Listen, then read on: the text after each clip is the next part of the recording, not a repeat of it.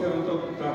Olen kirjoittanut kirjan, taitaa olla 50. kirja, jonka olen kirjoittanut.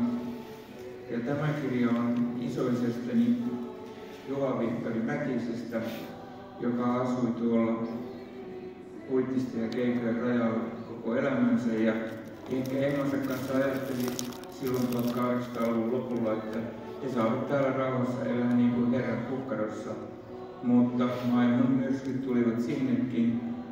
Oli kapinaa ja oli sotaa ja oli nälkää ja oli surkeutta ja kurjuutta ja kaikkea oli. Ja Juha Vihtori oli noin lähellä, ettei häntä ammuttu, vaikka hän oli täysin epäpoliittinen mies, mutta hänen 2 veljeään eivät sitä olleet. Ja ikään kuin ihmeen kautta Vihtori sitten pelastui kiväärinpiippujen edestä.